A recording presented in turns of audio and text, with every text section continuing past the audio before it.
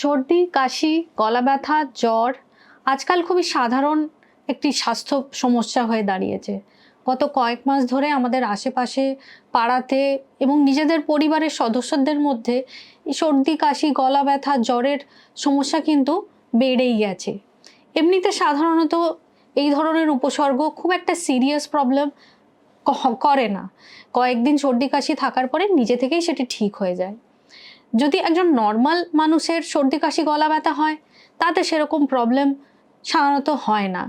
কিন্তু যদি কোনো গর্ভবতী মহিলা বা প্রেগনেন্ট মহিলার সর্দি, কাশি, গলা ব্যথা, জ্বরের মতন উপসর্গ দেখা দেয়, তখন কিন্তু স্বাস্থ্যের পক্ষে সেটা ক্ষতিকারক হতে পারে। সবসময় নয়, কখনো কখনো। এজন্য আমাদের জানতে হবে, যখন এই উপসর্গগুলি কোনো এক গর্ভবতী মহিলার ক্ষেত্রে হয়, কখন সেটা আমরা সিরিয়াসলি নেব, কখন ডাক্তারের কাছে যাব, আর কখন এটি বাড়িতেই আমরা ট্রিটমেন্ট করে নিতে পারি। নমস্কার, আমি ডক্টর অরুণাদা সরখেল, গাইনোকোলজিস্ট, অবস্টেট্রিশিয়ান এবং ইনফার্টিলিটি স্পেশালিস্ট। আজকাল এই খুব সাধারণ এবং কমন সমস্যার বিষয়ে আজ আমরা আলোচনা করব।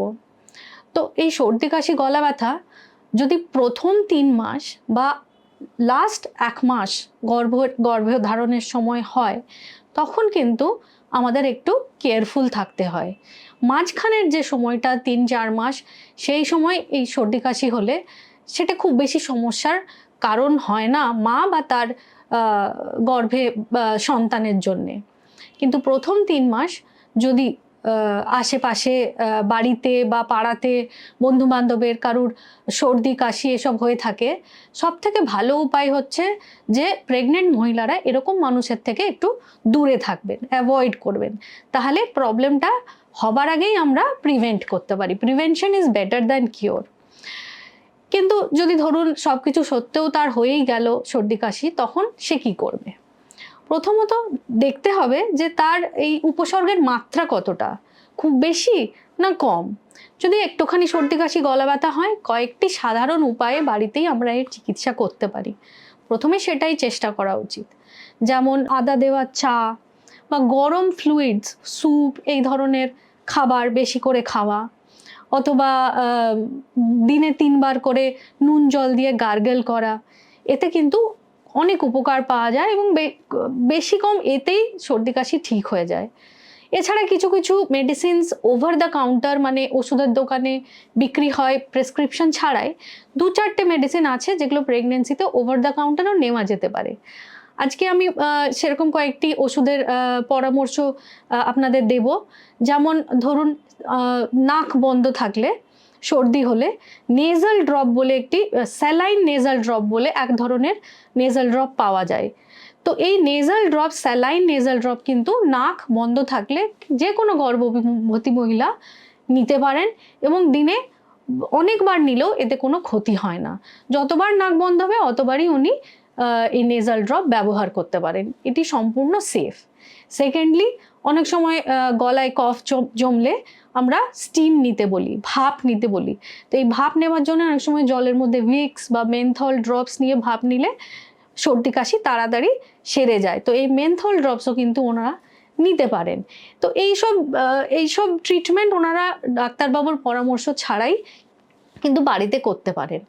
কিন্তু যখনই কোনো মেডিসিন বা খাবার ওষুধের দরকার পড়ে, তো বেস্ট হচ্ছে ডাক্তারবাবুর পরামর্শ নেওয়া। কারণ প্রেগনেন্সিতে স্পেশালি প্রথম 3 মাসে সব রকম মেডিসিন কিন্তু দেওয়া যায় না। খুব কম ধরনের মেডিসিনসই আমরা এই সময় দিয়ে থাকি মহিলাদের।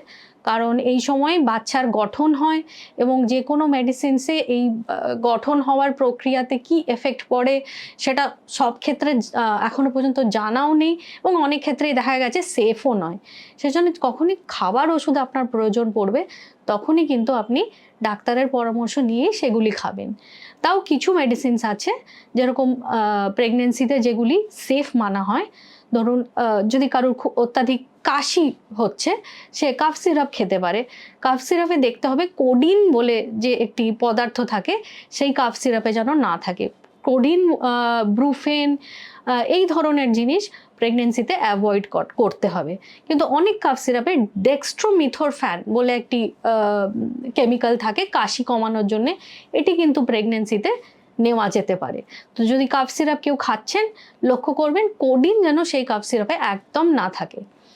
দ্বিতীয়ত, যদি তার হাত বা মাথা ব্যথা, গায়ে হাত পায়ে ব্যথা, একটু একটু জ্বর থাকে, সে কিন্তু প্যারাসিটামল খেতে পারে। প্যারাসিটামল প্রেগনেন্সিতে একটি সেফ ওষুধ।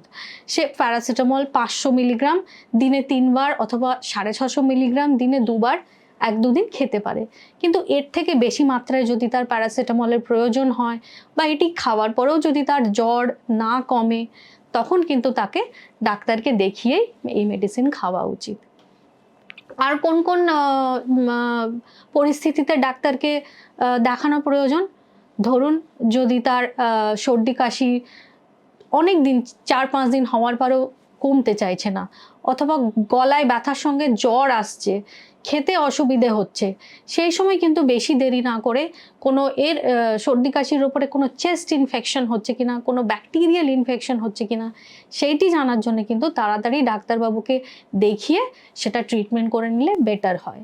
এবং লাস্ট প্রেগনেন্সির শেষ 1 মাসে যদি এই রকম সর্দি কাশি জ্বর হয়, তখনও কিন্তু কয়েকটি বিশেষ ধরনের বিশেষ উপসর্গের কিন্তু খেয়াল রাখতে হবে।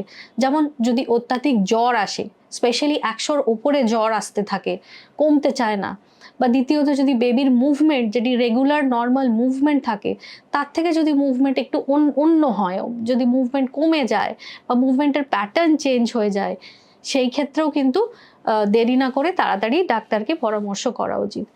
যদি মাথা ঘোরে, উইকনেস হয়, ব্লাড প্রেশার কম দেখা যায়, এই ধরনের সিমটম হলে কিন্তু, বিশেষ করে প্রেগনেন্সির লাস্ট 1 মাসে, ডেলিভারির জাস্ট আগে, সেই ক্ষেত্রে কিন্তু তাড়াতাড়ি এটা ট্রিটমেন্ট ডেলিভারির আগে করে নেওয়া খুবই প্রয়োজনীয়, যাতে হেলদি বেবির হেলদিভাবে ডেলিভারি হতে পারে এবং সেফলি মা ডেলিভারি করতে পারে।